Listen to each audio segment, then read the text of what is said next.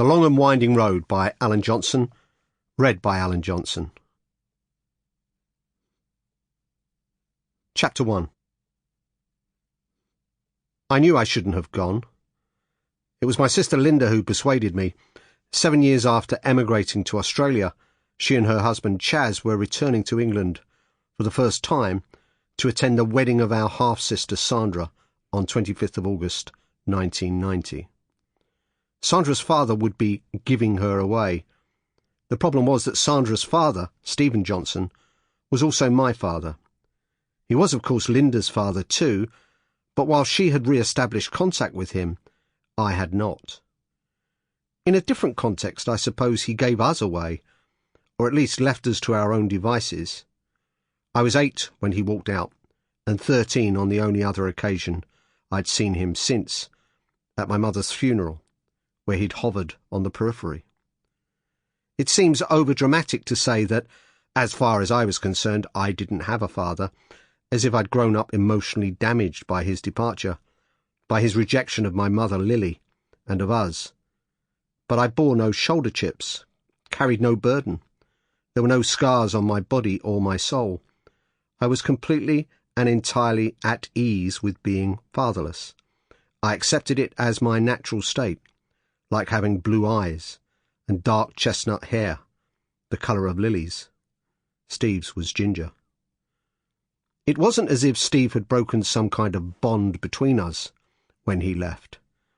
We'd never been close, and Linda had always said that she hated our father.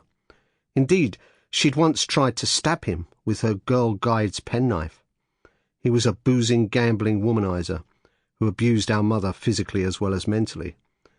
If he hadn't been so feckless, she wouldn't have had to ruin her already fragile health by scrubbing and cleaning other people's houses for a pittance. Yet hatred was not an emotion I ever felt capable of summoning up.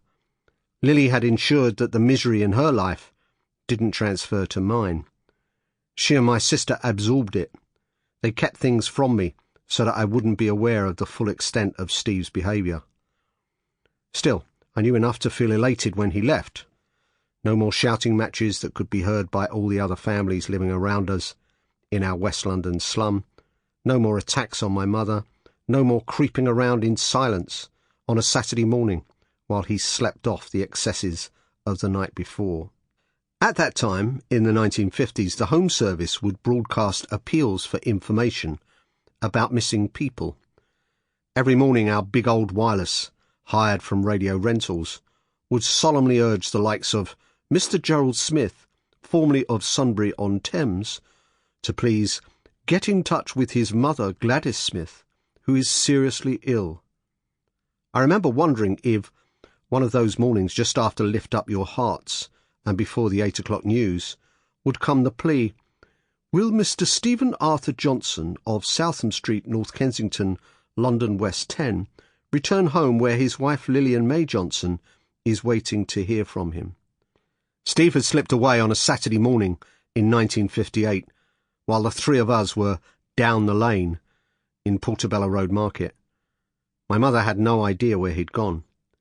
In the end, he was tracked down to Upland Road, East Dulwich, the home of Vera, the barmaid at the Lads of the Village, one of the various pubs across Kensal Town, where Steve played piano to an appreciative audience.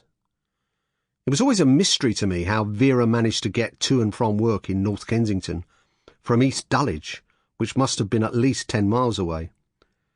Aged 11 and an avid collector of football programmes, I once made the journey to a shop in Dulwich, where, I was reliably informed by Charles Buchan's Football Monthly, there were thousands for sale. The bus ride took so long that I was amazed to find I was still in London. Having no understanding of population density or the vastness of the city south of the river, the whole time I was there, I was nervous I might bump into Steve. And now the wedding invitation arrived from that same house in Upland Road. Mr. and Mrs. Stephen Johnson request the pleasure of the company of... After 32 years, he wanted the pleasure of my company.